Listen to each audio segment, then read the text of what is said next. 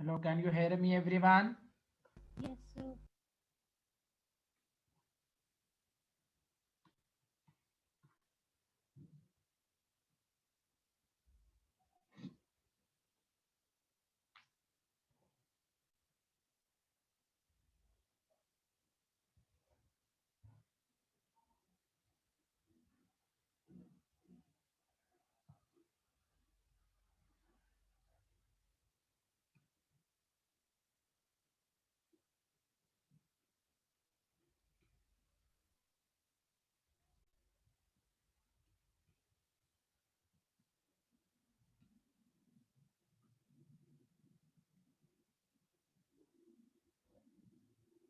तो हम लोग चैप्टर का नाम है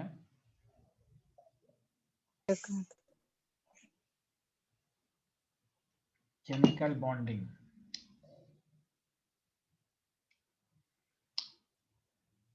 देखिए, ये बड़ा चैप्टर भी है और ये मजबूत होना चाहिए, सेकंड बुक के लिए बहुत ज़रूरी है। तो देखिए, केमिकल बॉन्ड में सबसे पहले हम लोग ये पढ़ेंगे कि कोई भी केमिस्ट्री में कोई भी एटम जो है वो बॉन्ड क्यों बनाता है, समझा कि नहीं। जिस तरह आप डेली लाइफ में भी देखिएगा कि एक आदमी के बहुत सारे रिलेशन होते हैं। जैसे बच्चा पैदा होता है, माँ के साथ रिलेशन, अपने पेरेंट्स के साथ, अपने भाई बहनों के साथ। क्यों होता है भाई ये रिलेशन? मेंटल स्टेबिलिटी के लिए या इमोशनल स्टेबिलिटी के लिए। केमिस्ट्री में भी एक एटम का वेरियस एटम के साथ बहुत तरह का रिलेशंस है, उसको हम बॉन्ड के नाम से जानेंगे। यहाँ डेली लाइफ में रिलेशन का मतलब बॉन्डिंग। हम कहते हैं भी डेली भाई उसका इसके साथ बहुत अच्छी बॉन्डिंग है। तो केमिस्ट्री में कोई भी एटम कंबाइन क्यों करेगा, तो यहाँ पर वहां हम बोलेंगे डेली लाइफ में emotional stability, mental stability. Chemistry में तो हम ये तो नहीं बोलेंगे, लेकिन हम यहाँ बोलेंगे स्टेबिलिटी के लिए। बेसिकली कि दो एटम जब कंबाइन करता है, जैसे वाटर है तो वाटर में हाइड्रोजन है, ये जो कंबाइन किया तो एक तरह का अट्रैक्टिव फोर्स है। तो केमिकल बॉन्डिंग क्या है अभी डिटेल में भी पढ़ेंगे हम लोग। केमिकल बॉन्ड बेसिकली एक अट्रैक्टिव फोर्स है जो वेरियस एटम को बांधे हुए रखता है। It is defined as an attractive force to binds various atom in a molecule या आयंस इन अ मॉलिक्यूल। तो केमिकल बॉन्ड एक तरह का अट्रैक्टिव फोर्स है। बताइए, सबको समझ में आया केमिकल बॉन्ड की डिफिनेशन? जल्दी बताएं। Yes sir. Yes sir. हाँ, कोई भी पूछे क्यों बनता है तो आप क्या बोलेंगे? स्टेबिलिटी के लिए। क्यों बनता है जल्दी बताइए सारे लोग। To attain stability. स्टेबिलिटी के लिए। स्टेबिलिटी के लिए। अब स्टेबिलिटी के लिए कैसे होगा, तो उसमें बहुत सारे साइंटिस्ट का स्टेटमेंट है। शुरू के दिनों में कॉसल नाम का साइंटिस्ट है, लुइस कॉन्सेप्ट है, इन दोनों का पहला कंट्रीब्यूशन है कॉसल। आपसे पूछेगा what is the causal says about chemical bond, तो दोनों का मिलता जुलता स्टेटमेंट है। उसके बाद एक आएगा मॉडर्न कंसेप्ट। तो कोई भी अगर आपसे पूछे कि भाई केमिकल बॉन्ड क्या होता है, तो केमिकल बॉन्ड का मतलब the attractive force which holds the various atom या आयंस इन अ मॉलिक्यूल। बोलिए, आया सबको समझ में यहाँ तक? सबको हाँ या ना जल्दी बताइए। Yes sir. Yes sir. Taiba Majid को आया? तोयबा माजिद नहीं स्टूडेंट है, उनको समझ में आ रहा है scientist? Yes, sir. Okay, thank you. तो वो पूरा वीडियो लेक्चर देख लिया आपने अच्छे से? जी सर. Thank you. तो क्या मैं अब दूसरा स्लॉट भेजूं आपको? Yes, sir. Thank you. चलिए इसका नोट्स अलग से बनाइए अच्छे से। The Okay, sir. हाँ, द अट्रैक्टिव फोर्स। आप कश्मीर से क्लास ले रही कि दिल्ली से?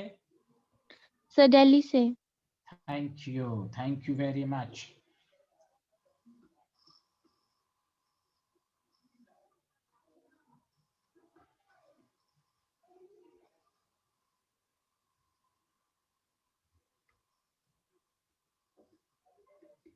वेरियस कॉन्स्टिट्यूएंट्स, इस कॉन्स्टिट्यूएंट्स को आप एटम भी कह सकते हैं, मॉलिक्यूल्स भी कह सकते हैं और आयन्स भी कह सकते हैं।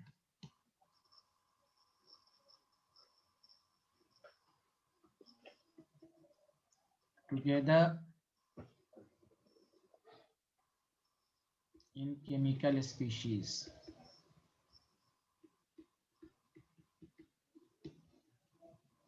is called chemical bond। तो chemical bond बेसिकली एक अट्रैक्टिव हो, जैसे डेली लाइफ में भी हम लोग किसी भी एक आदमी के बहुत सारे रिलेशन होते हैं, बॉन्डिंग होती हैं, वो क्यों होती हैं? स्टेबिलिटी के लिए। उसी तरह केमिस्ट्री में इसको हम केमिकल बॉन्ड कहेंगे। बताइए, किसी को कोई डिफिनेशन में डाउट तो नहीं है? No sir. देखिए, मेरा फिर से एक फंडा है, मैं हमेशा आपको समझाता हूँ, ये चैप्टर बहुत ही मजबूत होना चाहिए और कोई फार्मूला नहीं है, कोई न्यूमेरिकल्स नहीं है, सिंपल आपको पढ़ के याद रखना है, तभी सेकंड बुक बहुत ही मजबूत होगी। सबसे रिक्वेस्ट है, पर डे 15-20 मिनट इस पार्ट को पढ़ें, आपको मज़ा आएगा, बहुत मज़ा आएगा आपको केमिकल बॉन्डिंग में। No formula, no any numericals, only TTR, tricks to remember, समझना है आपको। चलिए अब आइए कि सर केमिकल बॉन्ड क्यों बनता है, सारे लोग ध्यान दें। तो एक लाइन छोड़ के एक स्टार पॉइंट डालें। अ chemical bond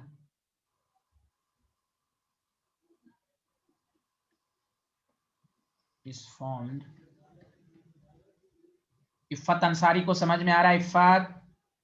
Yes, sir. Okay, ठीक। Chemical bond is formed between two atoms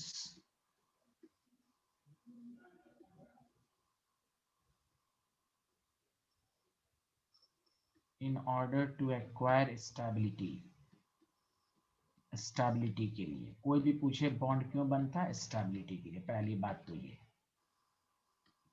अब कैसे स्टेबिलिटी होगी वो बाद में आपको सिखाया जाएगा। सारे लोग, सबको समझ में आ गया? हाँ या ना, जल्दी बताइए। Yes sir. Yes, sir. Yes, sir. अब इसमें बहुत सारे साइंटिस्ट ने अपना अपना स्टेटमेंट दिया। सबसे पहला है कौशल, एक साइंटिस्ट का नाम था कौशल, और लुईस ने एक ही तरह की बात की, लेकिन फिर भी मैं लिखूंगा कौशल अप्रोच। ये बोर्ड लेवल पर पूछ सकता है आपसे, कि कौशल ने क्या कहा था, साइंटिस्ट ने।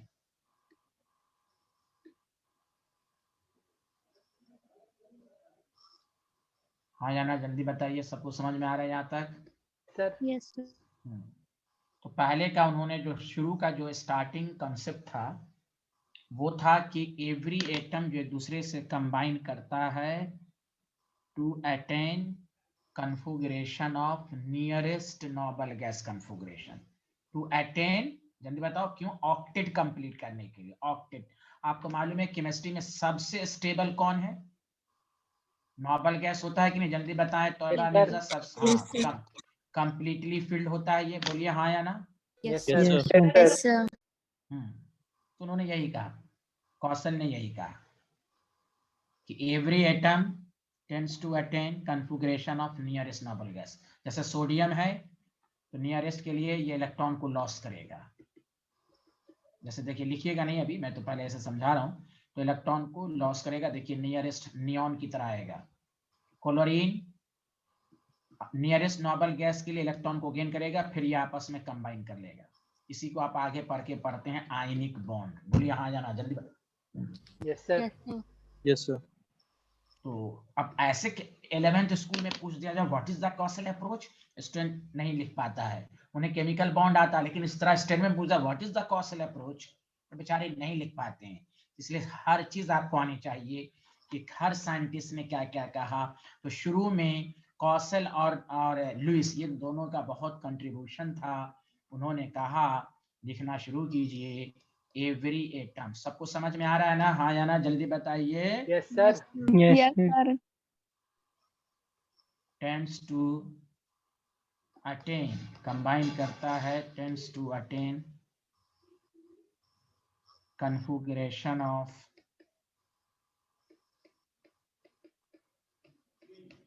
Nearest noble gas configuration. Any problem? अब यहाँ चाहे इलेक्ट्रॉन लॉस करके हो या गेन करके हो, एनी प्रॉब्लम? जल्दी बताइए। No sir.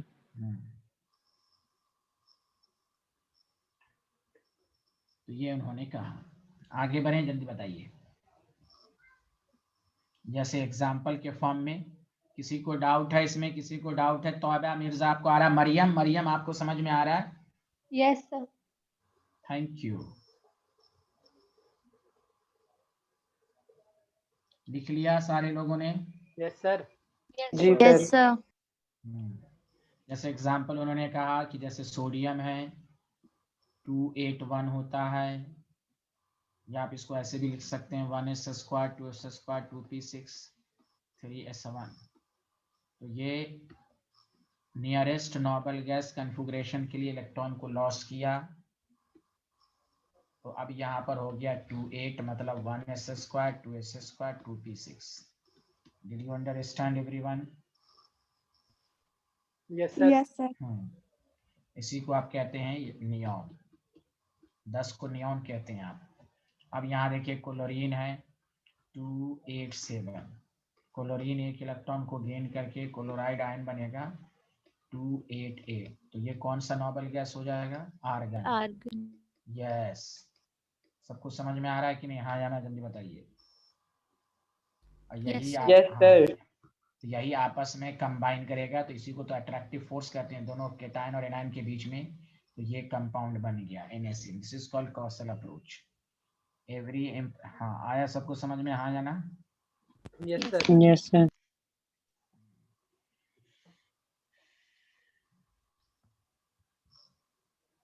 अब आइए, लुइस ने भी इसी तरह मिलता जुलता ही स्टेटमेंट बोला था। तो बस उन्होंने ऑक्टेट बोल दिया था, इन्होंने ऑक्टेट नहीं बोला था, लेकिन इन्होंने बस वही मकसद वही था कि ऑक्टेट ही की तरह है। दोनों का स्टेटमेंट लगभग मिलता जुलता है। आगे बढ़ें, जल्दी बताइए। Yes sir. दूसरा है लुइस कंसेप्ट। हम लुइस कंसेप्ट को पहले एक लाइन में लिखेंगे, फिर उसके बाद लुइस ऑक्टेट रूल पढ़ेंगे। और ये स्कूल के एग्जाम में बहुत अच्छे से आता है, कंपटीशन में भी इस तरह पूछेगा स्टेटमेंट। तो आपको लुइस ने क्या कहा उसका भी शॉर्ट फॉर्म में पहले लिखिए। Every atom tends to complete its octet या डबलेट। डबलेट का मतलब हुआ हीलियम। हीलियम में 2 इलेक्ट्रॉन होते हैं ना, हीलियम को छोड़कर बाकी में 8 होते हैं नोबल गैस में, हीलियम को छोड़कर। अरे बोलिए ना, हाँ या ना? Yes, sir. ऑक्टेट का मतलब हुआ 8 electron in its outer most shell. तो ये उन्होंने कहा। अब इसको मैं अच्छे से भी लिखवाऊंगा। उन्होंने इसके लिए लुइस डॉट स्ट्रक्चर दिया। कैसे दिया उसको समझिए।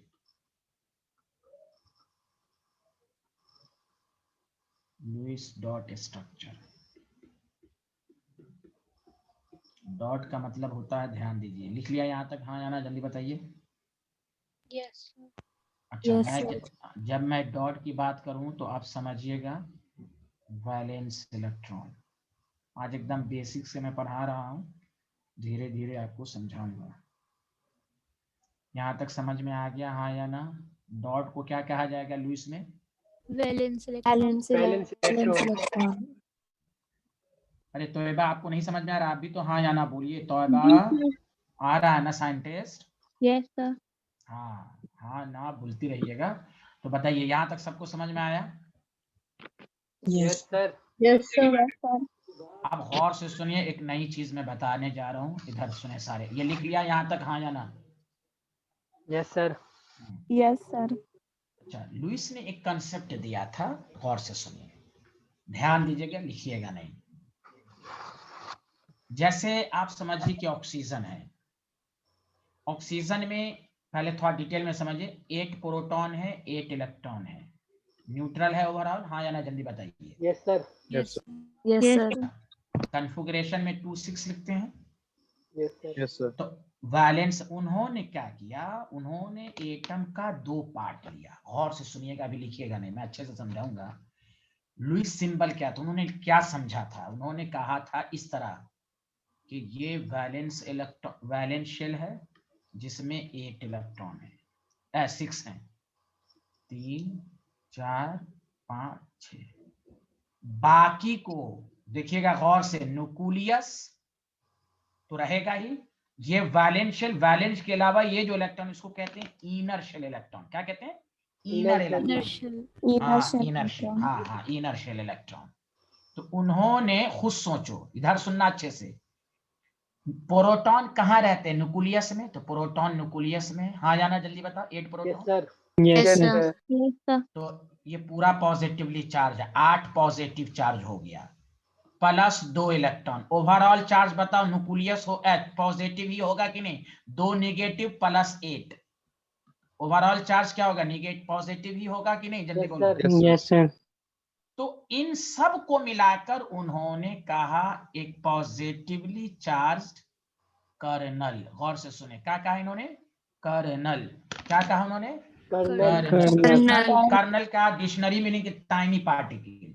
गौर से सुनिएगा, एक मैं बना के भी दिखाऊंगा, गौर से सुनिए। उन्होंने वैलेंस इलेक्ट्रॉन को एक पार्ट लिया, बाकी इनर और न्यूक्लियस को उन्होंने पॉजिटिवली चार्ज करना। अब स्टूडेंट को ये नहीं समझ में आता है कि इनर शेल में तो नेगेटिव चार्ज है, तो वही ऐसे समझिए, न्यूक्लियस प्लस इनर इलेक्ट्रॉन मिलकर ओवरऑल पॉजिटिवली ही चार्ज होगा कि नहीं? जल्दी बोलो हाँ या ना।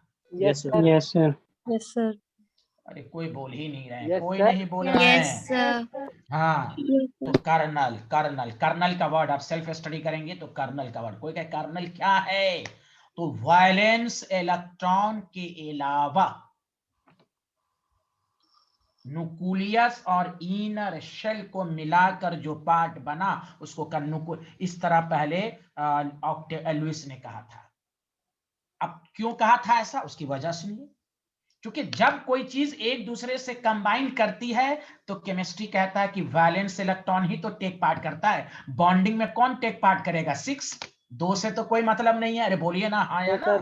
Yes, sir. हाँ, Yes, हाँ। sir. Yes, sir. इसलिए उन्होंने कहा कि यही कंबाइन करेगा, तो उसको उन्होंने अलग पार्ट माना, अब बाकी को एक पार्ट मान लिया, कर्नल।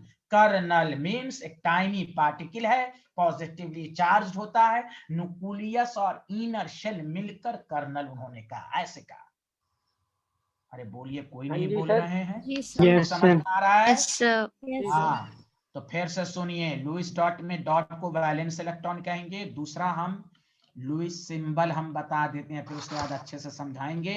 अब बात ये सब आना चाहिए आपको। जब आप एनसीईआरटी का पहला दूसरा पेज पढ़ेगा तो उसमें यही सब कहानी सब लिखा हुआ है, तो उस कहानी को इतना ना पढ़ते हुए शॉर्ट फॉर्म में लुईस सिंबल क्या है कोई पूछेगा तो न्यूक्लियस प्लस इनर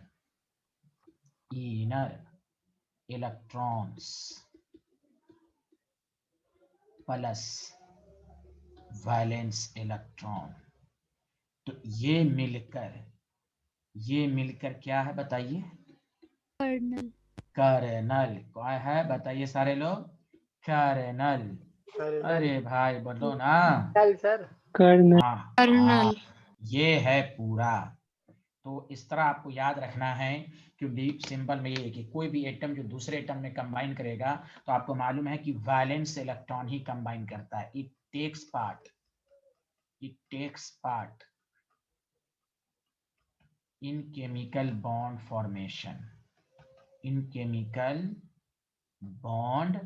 फॉर्मेशन। तो बाकी वही उन्होंने कहा, जैसे मैंने आपको समझाया ना, कहाँ चला गया, अच्छा मिटाया। तो गौर से सुने कि उन्होंने इसीलिए कहा ना कि जैसे क्या कहते हैं इसको, ऑक्सीजन है, 6 वैलेंस इलेक्ट्रॉन है, तो यही टेक पार्ट करेगा, बाकी को उन्होंने पॉजिटिवली चार्ज कर्नल कहा। जैसे नाइट्रोजन है तो नाइट्रोजन में 2 5 है तो 5 वैलेंस इलेक्ट्रॉन है, तो बाकी को उन्होंने न्यूक्लियस का पॉजिटिवली चार्ज न्यूक्लियस का।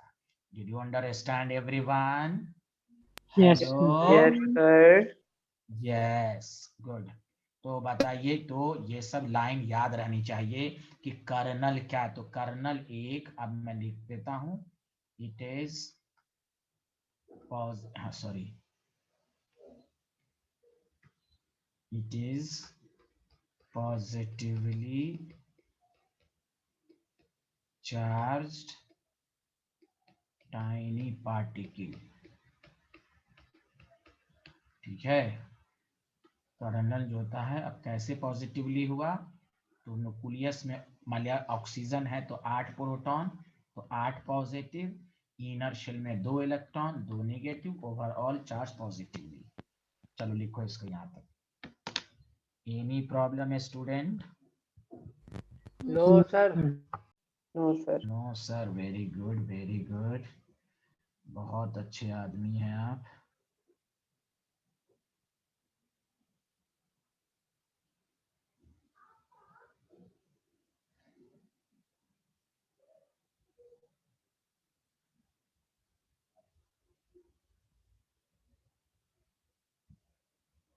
लिख लिया तो बताइएगा।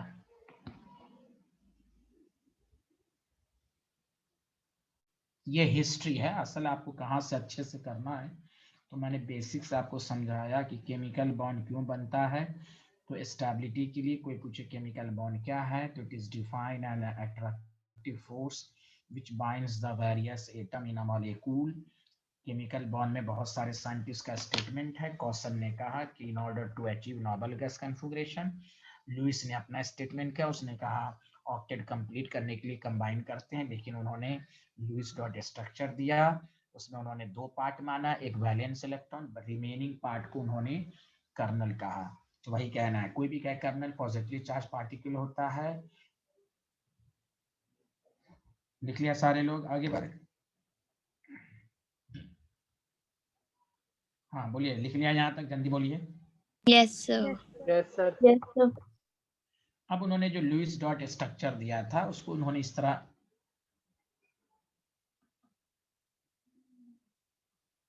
डॉट स्ट्रक्चर्स में उन्होंने जो बनाया था, जैसे देखिए लिथियम, लिथियम के वैलेंस शेल में कितने इलेक्ट्रॉन होते हैं बताइए? 1। यस बोलिए। सर। तो उन्होंने इस तरह का डॉट दिया। बेरिलियम में कितने इलेक्ट्रॉन होते हैं बताइए? 2, 2। तो उन्होंने सिमेट्रिकल बांटा, एक और एक, इधर से कंबाइन इधर से कंबाइन। समझा कि नहीं? उन्होंने सिमेट्रिकल मान के सबको डिस्ट्रीब्यूट किया, या इसको आप ऐसे भी कर सकते हैं, आपके ऊपर है। एक ओके स्टूडेंट। अब आइए बोरॉन, बोरॉन में कितने इलेक्ट्रॉन होते हैं? जल्दी बोलो। 3, 3। तो उन्होंने तीनों तरफ से एक इलेक्ट्रॉन दिया, एक सिमेट्रिकल मान के, सिमेट्रिकल बोरॉन। तो अब हम लोग पढ़ेंगे भी स्ट्रक्चर कैसे ड्रॉ करते हैं, मैं अभी बेसिक से पढ़ा रहा हूँ। नाइट्रोजन में कितने वैलेंस इलेक्ट्रॉन होते हैं? 5। 1, 2, 3 और एक इधर से कंबाइन, इधर से, और 2 इलेक्ट्रॉन ऐसे। Did you understand? अरे Yes. बोलिए ना। Yes, sir. Yes, sir. Oxygen में भी सिमेट्रिकल 6, तो 2, एक तरफ से उन्होंने खाली, इस तरह सिमेट्री, या तो इधर रहेगा तो इधर से खाली, इधर रहेगा तो एक तरफ से खाली। फ्लोरीन है, तो फ्लोरीन में 7 इलेक्ट्रॉन, इस तरह उन्होंने डॉट, वैलेंस इलेक्ट्रॉन, डॉट को वैलेंस इलेक्ट्रॉन कहते हैं, इस तरह दिया। समझा कि नहीं? नियॉन में तो खुद 8 हैं, 2। ये इसका कोई सिग्निफिकेंस नहीं है कॉम्पिटिशन में, ये कोई सिग्निफिकेंस नहीं इस तरह। ये मैंने बेसिक बताया, क्योंकि आप जब सेल्फ स्टडी करेंगे तो इस तरह का डॉट बना रहेगा, तो आपको समझना ये डॉट वैलेंस इलेक्ट्रॉन है। उन्होंने हर एटम पर सिमेट्रिकल डिस्ट्रीब्यूट किया। समझा कि नहीं? कि कॉम्बिनेशन में आसानी हो, इधर उधर रैंडमली, मतलब ये कहने का मतलब लुइस ने रैंडमली इलेक्ट्रॉन को नहीं डिस्ट्रीब्यूट, 3 है तो इधर इधर का नहीं किया, 8 इलेक्ट्रॉन है तो ऐसे ऐसे नहीं किया, सिमेट्रिकल। देखो सब में सिमेट्रिकल डिस्ट्रीब्यूशन है कि नहीं? जल्दी बोलो। Yes sir. Yes, sir. हाँ, वो तो ऐसे भी कर सकता था, एक तरफ 3 एक तरफ 2, तो बोला कि नहीं इस तरह नहीं होगा, इससे कॉम्बिनेशन नहीं होगा। इसलिए उन्होंने सिमेट्रिकल, रैंडमली इलेक्ट्रॉन का डिस्ट्रीब्यूट नहीं किया लुइस ने। समझ में बात है? कंपटीशन में इसका कोई सिग्निफिकेंस नहीं है। जो जैसे जैसे आप पढ़ेंगे आपको नजरिया आता जाएगा, तो यहाँ तक आपको समझना है। अब हम आपको यहाँ से इंपॉर्टेंट चीजें अब बताना शुरू करेंगे, पहले लिख लीजिए यहाँ तक।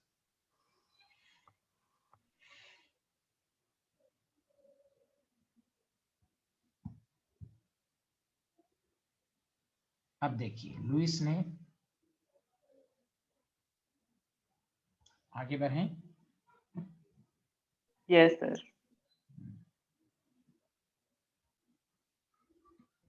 चलिए, एक कंसेप्ट उन्होंने दिया था, तो ये हम लोग ने अभी तक डिफरेंट साइंटिस्ट का स्टेटमेंट पढ़ रहे हैं। तो एक आपका था कॉसल कंसेप्ट अप्रोच, एक था लुईस कॉन्सेप्ट, उसके बाद अभी तीसरा भी आएगा, लेकिन अभी इन दोनों को मिलाकर ओवरऑल अब कंक्लूजन ऑक्टेट रूल, इन्होंने दोनों साइंटिस्ट ने मिलाकर ऑक्टेट रूल बनाया। अब आपको पूछ सकता है what is the octet rule, तो पहला डॉट दीजिए, देखिए इट इज गिवन बाय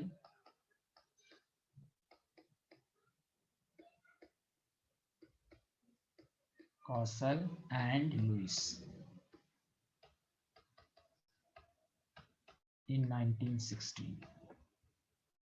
ठीक है, this rule is also called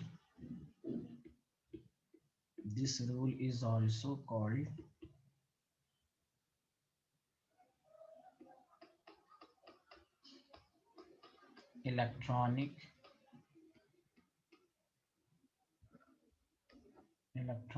theory of combination, electronic theory of chemical bonding.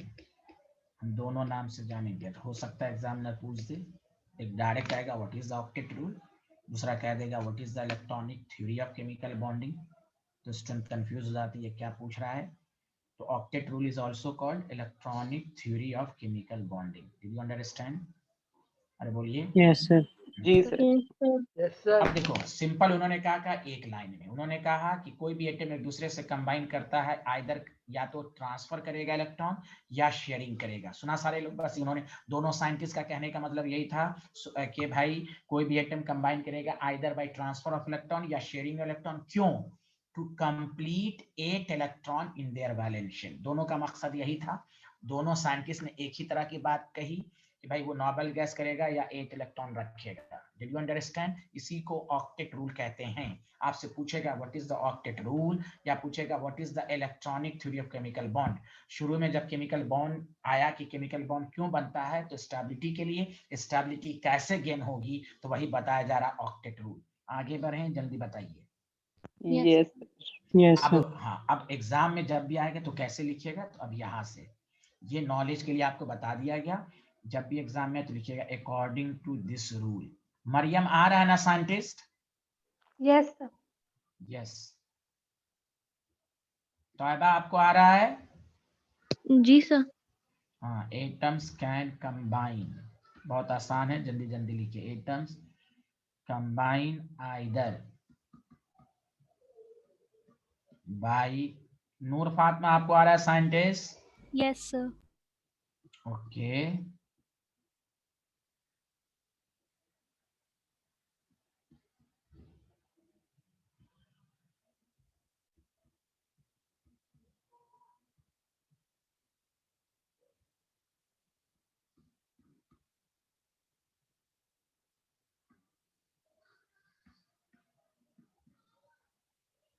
यहाँ तक लिख, अरे हाँ यहाँ तक लिख लीजिए, फिर आगे बढ़ूंगा।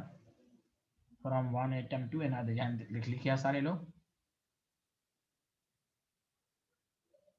Yes, sir. हो गया। Has everyone completed? Yes. Yes, sir. Yes, sir.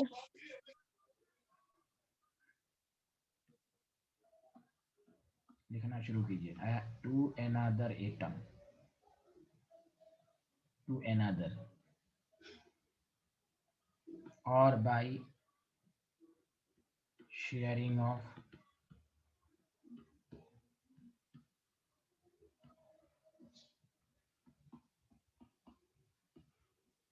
Valence electron. क्यों? तो इन ऑर्डर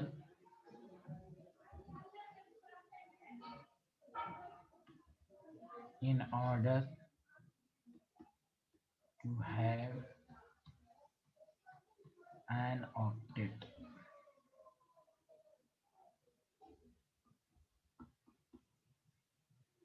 इसलिए इसको लुईस ऑक्टेट रूल भी कहते हैं। In their valence shell. बताइए, सबको समझ में आया? जनरल वही है, सबको एक लाइन में यही कहेंगे कि atom can combine each other either by transfer or sharing of electron from one atom to another atom. क्यों? In order to have an octet in their valence shell. समझा? Yes sir. हाँ, to acquire stability, simple, to acquire stability, तो octet से stability आएगी। Did you understand? Yes, sir. Yes, sir. सब लोगों ने लिख लिया जी? हाँ, कुछ लोगों ने फर्स्ट ये स्लाइड नहीं लिखा, जल्दी करें।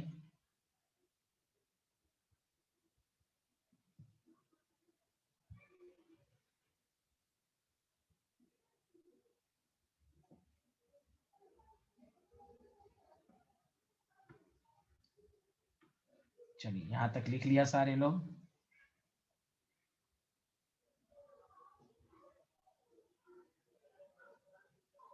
यहां तक लिख लिया? Yes, sir. गुड। तो बताइए, दो साइंटिस्ट के फिर से एक दफा सारे लोग बताइए कि केमिकल बॉन्ड क्यों बनता है। सारे लोग मिलके बोलो, केमिकल बॉन्ड क्यों बनता है? Stability. Stability. Stability. Very good. Stability कैसे गेन होगी? पहला कंसेप्ट ऑक्टेट करके। कैसे? अपने Octet. वैलेंट। हाँ, Octet. octet। ये किसने दिया था? कॉसन ने। Caution and Lewis. हाँ, Lewis। लुईस ने। अब आइए, अब पढ़िएगा भी। अब आप 11th क्लास में हैं, लेकिन 9th 10th के बच्चों को ये तो बता दिया जाता है कि भाई ऑक्टेट रूल करने के लिए। 11th में भी है भाई, ऑब्वियसली ऑक्टेट है, कंडीशन है। लेकिन बहुत सारे ऐसे कंपाउंड बाद में आए, जैसे जैसे केमिस्ट्री डेवलप होती गई, तो बहुत सारे ऐसे कंपाउंड आए जिसमें 8 से ज्यादा भी इलेक्ट्रॉन। लिमिटेशन इसको कहते हैं। पूछता भी, what is the limitation of octet rule?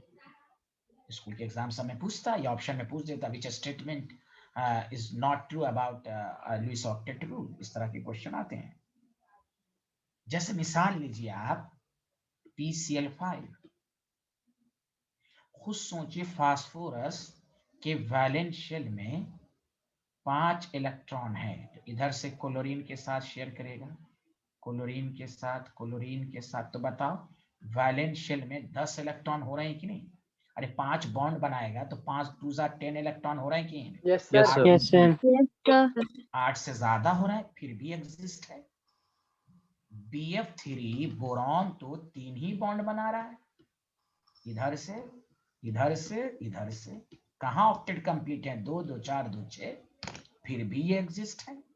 जैसे जैसे केमिस्ट्री आगे बढ़ती गई, हाँ ये सही है, जिस वक्त ये थ्योरी आई थी उस वक्त तो सही है, लेकिन केमिस्ट्री कहता है, अब मॉडर्न कंसेप्ट आप पढ़ेंगे, 11th 12th में पढ़ेंगे, कंसेप्ट पढ़ेंगे कि ऑक्टेट रूल ही स्टेबिलिटी का क्राइटेरिया नहीं। This is called old concept.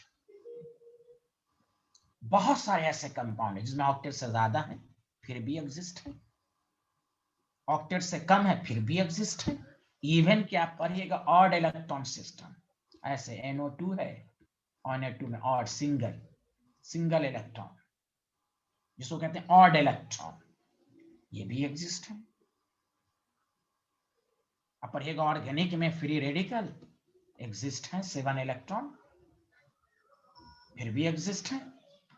तो ओल्ड कंसेप्ट तो ये था कि केमिकल बॉन्ड बनता है स्टेबिलिटी के लिए, और स्टेबिलिटी कैसे आएगी? तो ऑक्टेट रूल बनकर। लेकिन डेली लाइफ में भी होते हैं, बहुत सारे रिलेशंस होते हैं।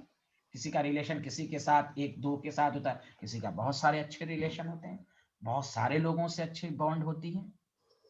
अब ध्यान दीजिए अच्छे से। तो मॉडर्न कंसेप्ट क्या है? क्यों ये सब कंपाउंड एग्जिस्ट किया? जब BF3 में ऑक्टेट नहीं, क्यों एग्जिस्ट है? PCl5 में ऑक्टेट से ज्यादा क्यों एग्जिस्ट है? SF6 में 12 है, क्यों एग्जिस्ट है? IF7 में 14 क्यों एग्जिस्ट है? तो देखिए केमिकल बॉन्ड क्यों बनता है। तो देखिए स्टेबिलिटी, और स्टेबिलिटी कैसे आएगी मैं ग्राफ भी बताऊंगा, सारे लोग ध्यान दें। तो देखिए कैसे बनती है। जैसे H है, 1 इलेक्ट्रॉन है, हीलियम गैस की तरह बना, HH बॉन्ड बना। तो बताइए पहले क्या था? अनस्टेबल था, हाँ या ना? Yes, sir. Yes, sir. Reactive था, रिएक्टिव था। अब ये कंपाउंड क्या बन गया? स्टेबल बना कि नहीं? जल्दी बोलो। Yes, sir. Yes, sir. हम ऑक्टेट ही के लिहाज से चलें तो स्टेबल। तो केमिस्ट्री कहता है जहां कोई चीज स्टेबल होती है, एनर्जी रिलीज होती है, घटती है। एनर्जी रिलीज होगी तो स्टेबिलिटी बढ़ती है कि नहीं? जल्दी बोलो सारे लोग। Yes, sir. Yes, Yes, sir. sir. तो मॉडर्न कंसेप्ट यही है कि a chemical bond is formed between two combining atom to acquire stability by release of energy. ये BF3 इसलिए बना कि जहां बॉन्ड बनता है स्टेबल हो गया, एनर्जी रिलीज हुई। PCl5 इसलिए एग्जिस्ट हुआ, और आपको मालूम है PCl5 तो और ज्यादा स्टेबल, जितना बॉन्ड बनेगा उतनी एनर्जी रिलीज होगी, उतनी स्टेबिलिटी बढ़ेगी। हाय बोलिए ना, आया समझ में? Yes, Yes, sir. sir. Yes, sir. तो कोई भी पूछेगा कहीं पर बॉन्ड बनेगा तो क्या होगा, तो कहिए energy release, exothermic. Exothermic, exothermic का मतलब एनर्जी रिलीज्ड। बॉन्ड फॉर्म होगा, एनर्जी रिलीज होगी। अरे बोलिए ना, हाँ या ना? Yes, sir. Yes, sir. Yes, sir. तो ये ऐसा कंसेप्ट है जिसमें पूरा, चाहे ऑक्टेट रहे ना रहे, बॉन्ड बना, एनर्जी रिलीज, जितना ज्यादा बॉन्ड बनेगा उतना ज्यादा एनर्जी रिलीज होगी, उतनी ज्यादा स्टेबिलिटी बढ़ेगी। This is called modern concept. आपको सब याद रखना है, ओल्ड कंसेप्ट भी याद रखना है, मॉडर्न कंसेप्ट भी याद रखना है। तो लास्ट दफा मैं बोल रहा हूं, सारे लोग बताइए, जहां बॉन्ड बनेगा एनर्जी रिलीज होगी कि एब्जॉर्ब होगी? Release होगी। Release. हाँ, पूरी केमिकल बॉन्ड पढ़ लिया, यही लाइन याद नहीं है तो आप समझा कि आपका कुछ भी आपने नहीं पढ़ा, कि जहां बॉन्ड फॉर्म होगा एनर्जी रिलीज होगी, स्टेबिलिटी बढ़ेगी। यही है क्राइटेरिया, इसी को कहते हैं मॉडर्न अप्रोच। समझ रहे ना मेरी बात है? Yes, sir. Yes, sir. हाँ, Yes, sir. तो देखिए मॉडर्न अप्रोच अब हम लोग लिखेंगे, थर्ड कंसेप्ट मॉडर्न कंसेप्ट। सबको समझ में आ रहा है? साइंटिस्ट लोग बताइए, बताइए बताइए बताइए सारे लोग। Yes, sir. Yes. Yes, sir. Yes, देखिए अ केमिकल बॉन्ड, मरियम आ रहा है ना साइंटिस्ट आपको? Yes, sir. Very good. A chemical bond is formed. Iffat Ansari आपको आ रहा है ना? Yes, sir. गुड।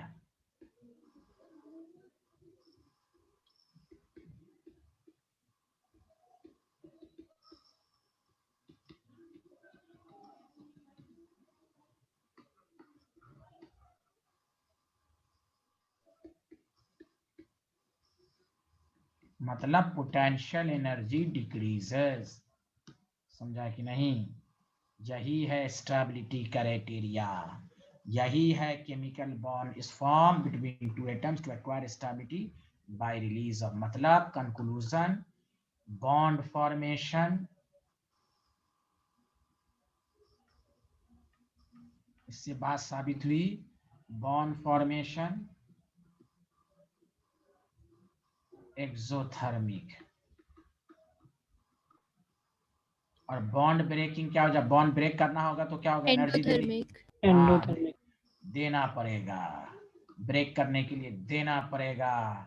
समझा? तो ये पूरी नॉलेज हो गई।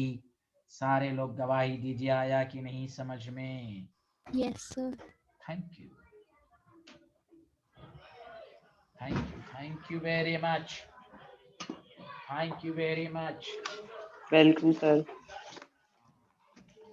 आया सबको यहाँ तक समझ में? जल्दी बताइए, Yes, sir. किसी को कोई डाउट नहीं है? तो देखिए No, sir. हम लोगों ने यहाँ तक पढ़ा, और से एक दफा रिवीजन करा देते हैं। कोई पूछेगा what is the chemical bond, तो कहीं केमिकल बॉन्ड अट्रैक्टिव फोर्स होता है।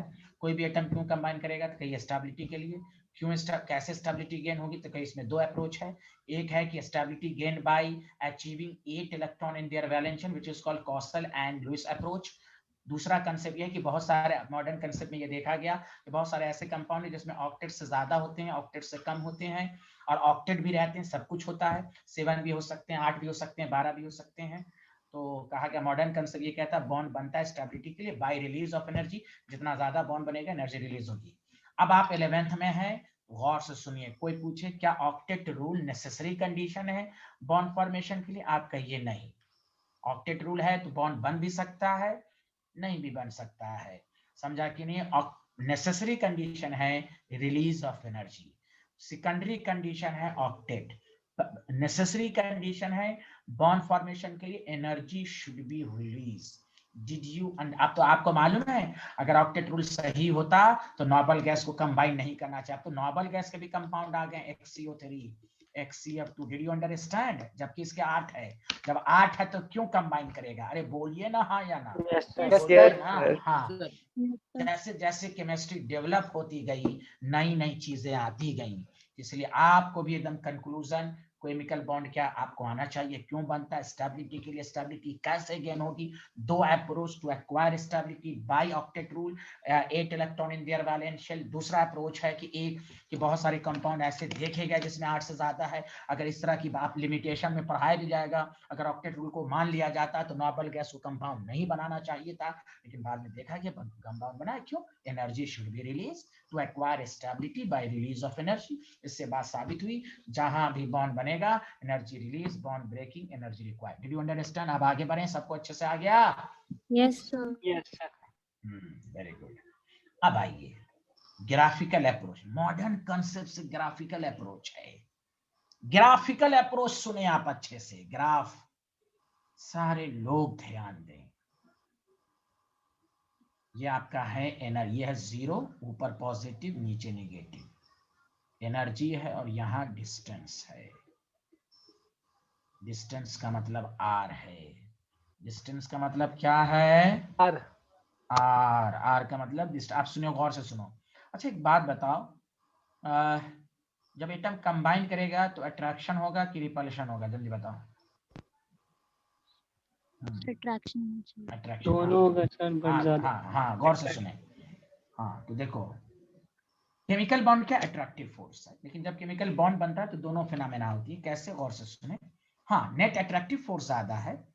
खुद सोचो, ये हाइड्रोजन है, न्यूक्लियस है, एक इलेक्ट्रॉन है, दूसरा हाइड्रोजन है, न्यूक्लियस से इलेक्ट्रॉन है, जैसे कंबाइन किया है तो अट्रैक्शन अट्रैक्शन, लेकिन इलेक्ट्रॉन इलेक्ट्रॉन में रिपल्शन भी तो हो रहा है, हाँ जाना, जल्दी बताओ। Yes, sir. Yes, sir. Yes, sir. हाँ लेकिन सर डिफरेंट, हाँ तो भाई खुद सोचो, आ रहा है दोनों फोर्स लग रहा है, अट्रैक्शन भी हो रहा है, रिपल्शन भी हो रहा है, लेकिन नेट देखा गया कि भाई करीब आ रहा है, तो करीब आने का मतलब अट्रैक्टिव फोर्स की मैग्नीट्यूड ज्यादा होगी। Did you Yes. अंडरस्टैंड, अरे बोलिए ना। Yes, sir. Yes, sir. है, लेकिन कोई भी पूछेगा कि जब एटम कंबाइन करता है तो सिर्फ अट्रैक्टिव फोर्स लगता है आपका, ये नो, दोनों फोर्स लगता है। तो सर फिर बुक क्यों लिखता है, तो ये वेक्टर साइन है फिजिक्स का।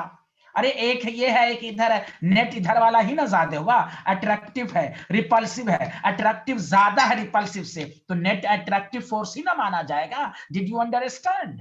Yes, Yes, sir. sir. Yes, sir.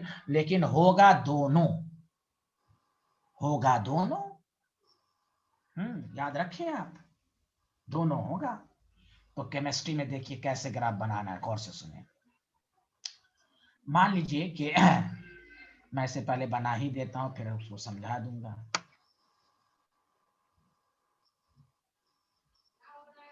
सारे लोग बताना कि बॉन्ड फॉर्मेशन के लिए एनर्जी रिलीज होती है कि एब्जॉर्ब होती है, फिर से बोलो।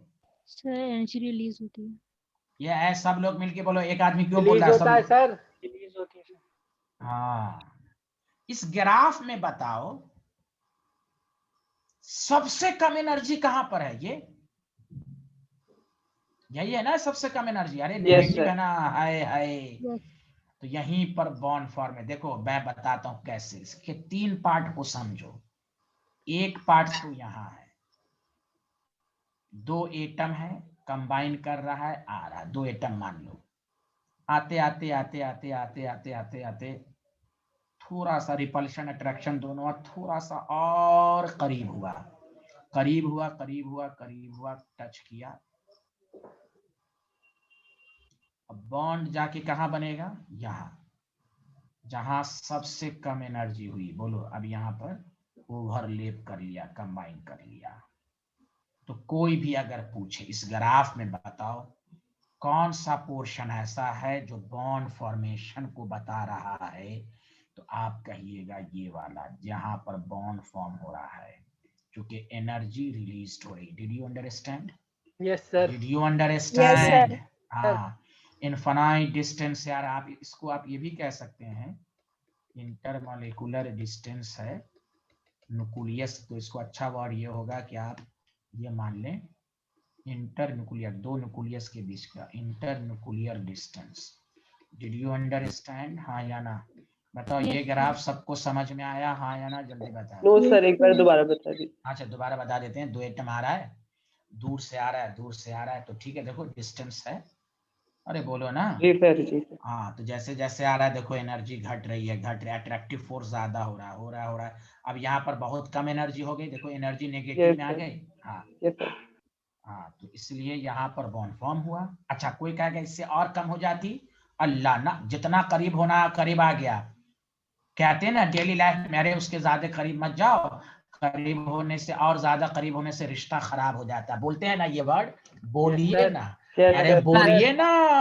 हाँ Yes, sir. अरे एक लिमिट तक करीब आएगा ना, कोई कहेगा और करीब हो जाता तो और ज्यादा करीब हो जाएगा, तो न्यूक्लियस न्यूक्लियस में इतना रिपल्शन हो जाएगा कि देखो एनर्जी बढ़ रही है, तो फिर बॉन्ड नहीं बढ़ेगा। इसलिए देखो रिलीज अगर और इसके नजदीक आएगा तो रिपल्शन बढ़ जाएगा। देखो रिपल से ऊपर है रिपल्शन, हाय अल्लाह, और नीचे क्या है, नीचे क्या है, अट्रैक्शन, और यहां पर क्या है, attractive force greater than repulsive. Did you understand, did you understand? Yes, sir. Yes, sir. कोई कहेगा ना कि सर, कहते हैं ना भाई करीब जाओ रिश्ता, तो हाँ ठीक है, लेकिन ये भी कहा जाता है अरे अरे बहुत ज्यादा करीब मत जाओ, ज्यादा करीब जाना, excess of everything is bad. Did you understand? अरे यार कोई यस नहीं बोल सर। रहे हो यार, Yes, बोलो ना। sir. Yes, sir. Yes, हाँ, sir. कोई कहेगा इसके और नीचे जाएगा, नहीं जा सकता जितना तक। हाँ ये मैंने बताया, कोई कहेगा यहीं पर बॉन्ड फॉर्म हुआ, तो बॉन्ड फॉर्म हुआ, अब यहीं तक रहेगा, दो न्यूक्लियस रुक जाएगा। लेकिन कोई कहेगा और इसके करीब होगा, सीधे ऊपर भाग जाएगा, रिपल्शन, बॉन्ड टूट जाएगा। Did you understand? Yes, Yes, sir. sir. Yes sir. ये ग्राफिकल अप्रोच सबको समझ में आया अच्छे से? Yes, sir. Yes, sir. Yes, sir. Good, बहुत अच्छे आदमी हैं आप लोग, मैं क्या बताऊं, सबको समझ में आ रहा है। चलिए आगे बढ़ते हैं अब। Yes, sir. आ रहा है।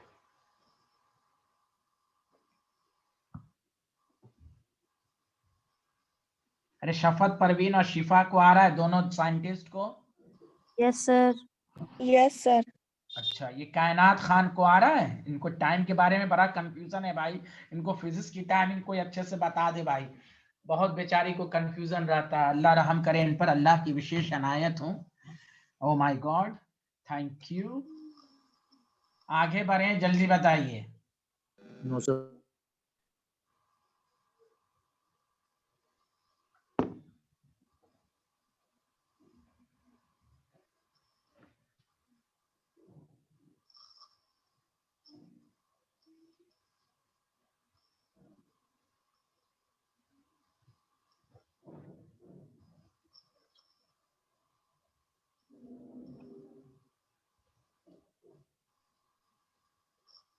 हाँ सबको हो गया, जल्दी बताओ।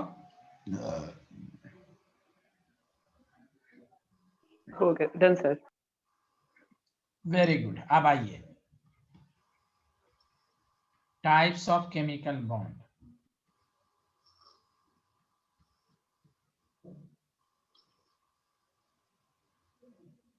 बेसिकली केमिकल बॉन्ड आप तीन तरह का पढ़ेंगे। एक पढ़ेंगे आयनिक बॉन्ड, और एक पढ़ेंगे आप कोवालेंट बॉन्ड,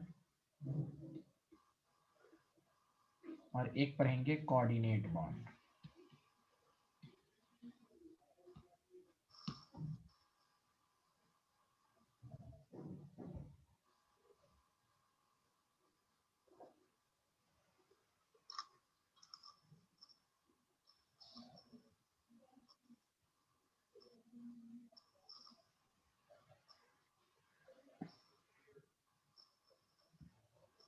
लिख लिया? Yes, sir. Yes, sir. Very good. Topic डालिए आयनिक बॉन्ड, इसका दूसरा नाम है इलेक्ट्रोवायलेंट बॉन्ड। ये तो सबको मालूम है। Yes, sir. तो हाँ देखिए, the bond which is formed by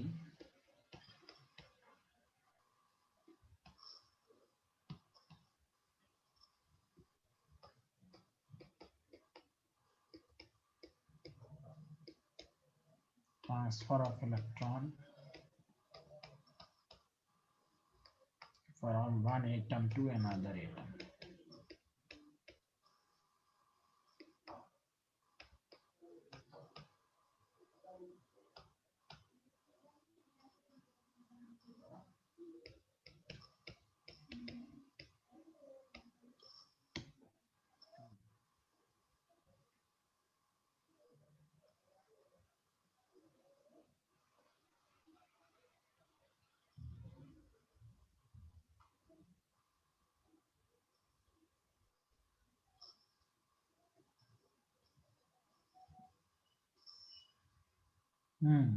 Nuclear scientist, hello everyone. Yes sir लिख लिया। Yes. Yes, sir. Thank you. Thank you very much. अब जैसे इससे यह साबित हुआ, कोई कहे आयनिक बॉन्ड को कैसे पहचानेंगे, तो मेटल इलेक्ट्रॉन लॉस करता है, नॉन मेटल इलेक्ट्रॉन गेन करता है, बोलो हाँ या ना। Yes sir. Yes, sir. ये Yes, loss sir. Of electron करता है, ये गेन करता है। तो कोई भी पूछे कि आयनिक बॉन्ड को पहचानने का क्या तरीका है, तो मेटल और नॉन मेटल के बीच में। Did you understand? Yes. Yes sir. अब सुनिए, तो जैसे एक एग्जांपल हम लोग कर लेते हैं, गौर से सुने।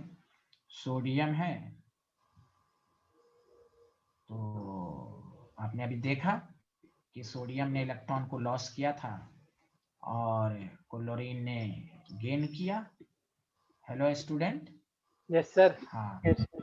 हाँ, और ये दोनों ने आपस में मिलकर, अच्छा देखिए, हाँ, तो इस जैसे ही दोनों करीब आया, इस दोनों के बीच में फोर्स ऑफ अट्रैक्शन होगा, हाँ या ना, जल्दी बताइए। Yes, sir. Yes sir. Yes, sir. Yes, sir. ये मिलकर NaCl बनाए। अब देखिए, सतर्क रहिएगा, एक मिनट सुनिए। NaCl को कभी ऐसे मत लिखिएगा सिंगल बॉन्ड, सिंगल डबल का कंसेप्ट कोवैलेंट बॉन्ड में आता है, ये सुन लें। गलती से भी बस NaCl इसी तरह लिखेंगे, जैसे आप लिखते हैं ना HCl, या नहीं तो HCl, ऐसे सिंगल बॉन्ड। ऑक्सीजन ऑक्सीजन में डबल बॉन्ड लिखते हैं ना आप, अरे Yes, बोलिए। Yes, हाँ, sir. आयनिक बॉन्ड में कभी सिंगल डबल की बातें नहीं आएंगी। Did you understand everyone? Yes sir. Yes, sir. Yes, sir. Yes, sir. Yes. इससे ये साबित हुआ, सुनो अच्छे से, कंक्लूजन। कोई क्यों इसका नाम इलेक्ट्रोवैलेंट बॉन्ड पड़ा, उसका रीजन है, देखो कंक्लूजन। कोई भी पूछे आयनिक बॉन्ड कैसे, जब बॉन्ड नहीं है तो क्या है, कहिएगा ionic bond is formed as a result of, physics में इसको कहते हैं, आप पढ़िएगा 12th के फिजिक्स में, इलेक्ट्रोस्टैटिक, इसलिए नाम पड़ा electrovalent, electrostatic force of attraction between cation and anion. Did you understand? Yes, sir. हाँ, इसमें सिंगल डबल की बातें नहीं होती। दोबारा बता देता हूँ, आयनिक bond is form, transfer of electron से तो बना, लेकिन एज अ कैसे फिर ये एग्जिस्ट कैसे करता है जब सिंगल डबल नहीं रहता, तो कहिए electrostatic force of attraction between cation and anion. Any problem? No sir. No, sir. Good good. अच्छा, तुमसे कोई पूछेगा आयनिक बॉन्ड बनाने की क्या कंडीशन है? Metal. Metal and non metal. हाँ ठीक, बहुत अच्छा। चलो आगे बढ़े, जल्दी बताओ। यस जी, सर। Yes, sir. अच्छा आप सुनो,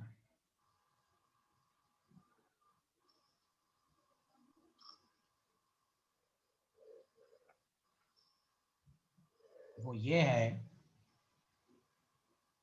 सारे लोग ध्यान देंगे कि फेवरेबल कंडीशन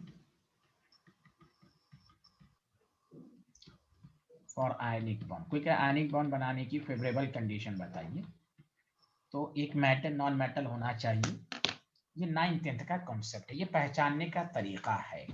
आप खुद सोचिए, मेटल एस ब्लॉक में भी मेटल है, डी ब्लॉक भी मेटल है। तो खुद सोचो, अच्छा आयनिक बॉन्ड कब बनेगा? जब मेटल आसानी से इलेक्ट्रॉन लॉस करे, हाँ या ना? अरे बोलो ना। Yes sir. Yes, sir. Yes, sir. देखिए केमिस्ट्री कहता है कंप्लीट ट्रांसफर ऑफ इलेक्ट्रॉन। तो एक एटम इलेक्ट्रॉन लॉस किया, तो जब ये आसानी से इलेक्ट्रॉन लॉस करेगा और दूसरा आसानी से इलेक्ट्रॉन गेन करेगा, तभी तो अच्छा आयनिक बॉन्ड बनेगा। बोलो हाँ या ना? Yes, sir. Yes, sir. तो केमिस्ट्री क्या कहता है? जो इजीली इलेक्ट्रॉन लॉस करे उसको कहते हैं आयोनाइजेशन एनर्जी उसकी कम होती है। क्या होती है? पढ़ा है ना, थर्ड चैप्टर में पढ़ा है ना, थर्ड में। Yes, sir. हाँ Yes, sir.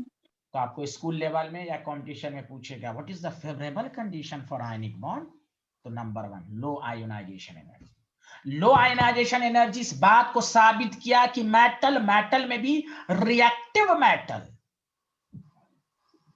अब पढ़िएगा ना, अभी तो शुरुआत हुआ है। हर आयनिक बॉन्ड में 100% आयनिक करैक्टर नहीं होता। फाजान्स रूल पढ़िएगा दो लेक्चर के बाद। हर आयनिक कंपाउंड में 100% आयनिक नहीं होता, उसमें कुछ ना कुछ कोवेलेंट होता है। उसी तरह अभी तो आप डिफिनेशन पढ़ रहे हैं, what is ionic, what is ionic, ionic क्या है, तो कंप्लीट ट्रांसफर। लेकिन कोई भी आयनिक कंपाउंड नाइदर 100% आयनिक। अब आप 11 12 में धीरे धीरे आपका कंसेप्ट रिलीव, हाँ कोई पूछे आयनिक बॉन्ड क्या है, तो कंप्लीट ट्रांसफर से बनता है। पहचानने का क्या तरीका है, मेटल नॉन मेटल। लेकिन आपको मैं बताऊं, आप जान के आश्चर्य होंगे, BeCl2 मेटल नॉन मेटल है लेकिन बॉन्डिंग कोवेलेंट है। हाय हाय, AlCl3 मेटल नॉन मेटल है, बॉन्डिंग कोवेलेंट है। कैसे सर, क्या हो रहा है ये? मजाक? नो, दिस इज नॉट जादू, दिस इज द कॉन्सेप्ट। आज स्टार्ट हुआ है हर दिन क्लास करना बेसिक से, what is the ionic bond जो कंप्लीट ट्रांसफर से बने। पहचानने का तरीका मेटल नॉन मेटल ही आयनिक होगा। नॉन मेटल तो आयनिक नहीं हो सकता। मेटल आयनिक तो नहीं हो सकता। अगर आयनिक हो सकता है तो मेटल नॉन मेटल। तो अब आपको एक 2 क्लास के बाद इंपॉर्टेंट समझ में आएगा। कोई भी पूछे what is the favourable condition for ionic bond, पहला पॉइंट लो आयनाइजेशन। सर आपने कहा था मेटल, कहिए हाँ, लो आयनाइजेशन एनर्जी का मतलब ही हुआ रिएक्टिव मेटल। अरे गवाही तो दीजिए, समझ में आ रहा है आप लोगों को? Yes sir. Yes, sir. Yes, sir. Yes, sir. हाँ तो हाँ ये है, अपने ये होना कहिएगा मेटल नॉन मेटल है, ठीक है, लेकिन कौन सा मेटल होना चाहिए? Reactive metal. तो पहली कंडीशन लो आयोनाइजेशन एनर्जी। कौन सी? लो आयनाइजेशन।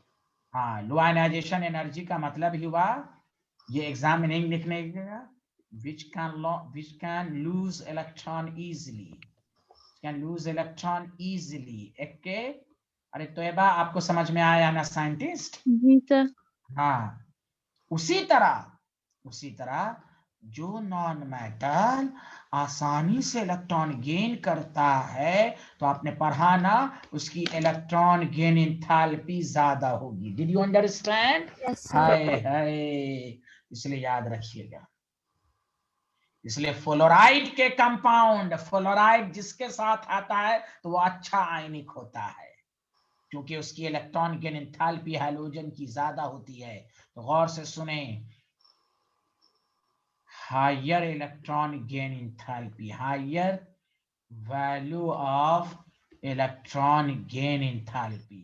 कोई कहेगा सर नॉन मेटल तो नहीं है, नॉन मेटल का मतलब ही हुआ रिएक्टिव नॉन मेटल हो गया। ये जो इलेक्ट्रॉन आसानी से गेन करता है वो रिएक्टिव नॉन मेटल होता है। Did you understand? Yes did sir. You Yes, sir. Understand? Yes. तीसरी है जो आप टॉपिक के फॉर्म में पढ़ेंगे, इसी के बाद हंगामा मत कीजिएगा। लैटिस, आयनिक कंपाउंड सॉलिड होता है तो एक लैटिस बनाता है, क्यूबिकल स्ट्रक्चर सब बनाता है, ऐसे ऐसे। फिजिक्स 11th 12th में आप पहला ही चैप्टर पढ़ेगा सॉलिड स्टेट, और एनसीईआरटी में देखिएगा NaCl का स्ट्रक्चर इसी तरह बनाया हुआ है। Lattice solid, lattice lattice lattice solid, lattice बनाता है। अरे बोलिए ना। जी सर। तो लैटिस एनर्जी शुड, आपको क्या लैटिस एनर्जी क्या होता है, घबराए नहीं, ये मेरा टॉपिक है, हम पढ़ाएंगे लैटिस एनर्जी। जस्ट इसी के बाद lattice energy should be high. Did you understand? Yes sir. Yes. जितनी lattice energy ionic compound stable बनेगा। बताओ सबको समझ में आया यहाँ तक? जल्दी बोलो, जल्दी जी सर। बोलो। Yes, sir. जी सर। हाँ, Yes, तो कोई भी sir. पूछे फेवरेबल कंडीशन बताओ आयनिक कंपाउंड की, तो क्या क्या बोलोगे? जल्दी बोलो। लो Low आयनाइजेशन, हाँ, low High ionisation value. Energy, high value of High electron gain electron enthalpy, gain lattice Lattice energy energy. Should be high. we have. हाँ, लैटिस क्या सब बताएंगे आप, बताइए। यहाँ तक किसी को डाउट है, हाँ या ना? जल्दी बताइए। No sir. No, sir. Okay okay, लिख लिया था आप लोगों ने? जल्दी बताइए, No, sir. Yes sir. लिखिए लिखिए जल्दी।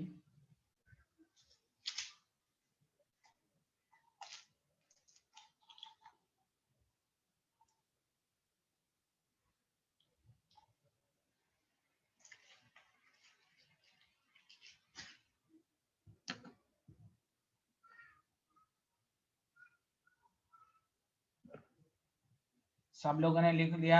Yes, sir. Yes sir. Good good. अब सुनिए, अब आपको पढ़ना है व्हाट इज द लैटिस। बहुत आसान है, बहुत आसान, मैं क्या बताऊं, बहुत आसान। लैटिस, लैटिस का मतलब होता है सॉलिड। अब गौर से सुनिए, सारे लोग सुनिए, अच्छे से सुनिए। एक बात बताइए,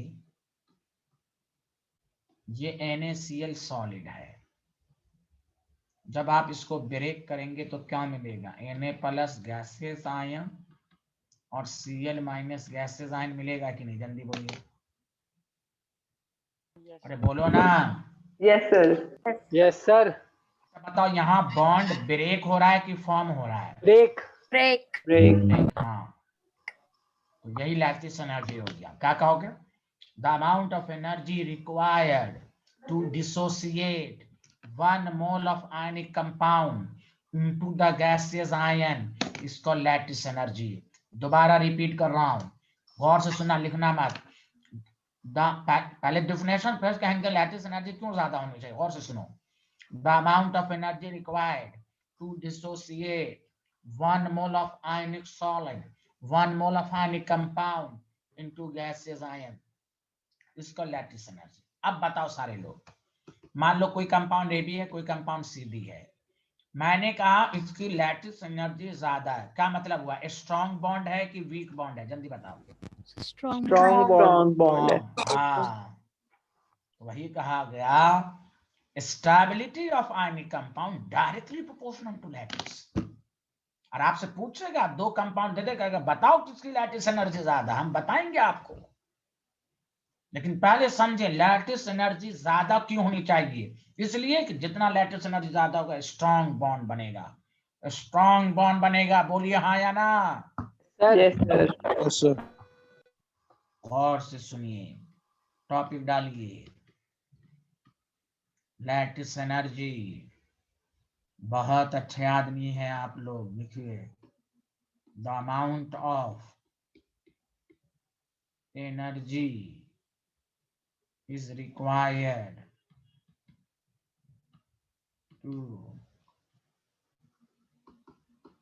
dissociate 1 mole of ionic compound, या आप सॉलिड भी बोल सकते हैं, into gaseous ion is called lattice energy. बताइए सबको समझ में आया?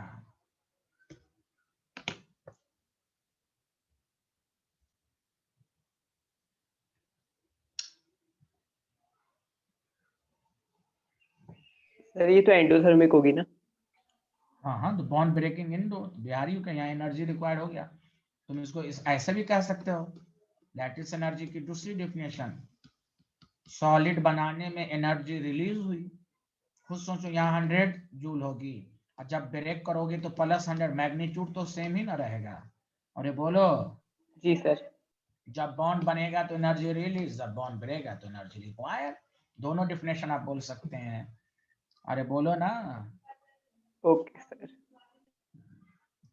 सबको समझ में आया? साइंटिस्ट जल्दी बोलिए। Yes, sir. Yes, sir.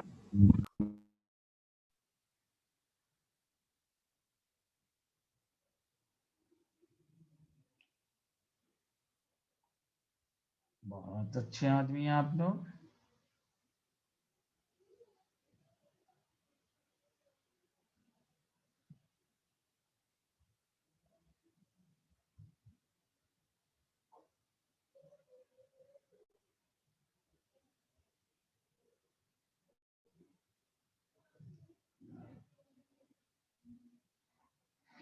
आया? सबको लिख लिया? Yes sir. तो चलिए Yes, sir.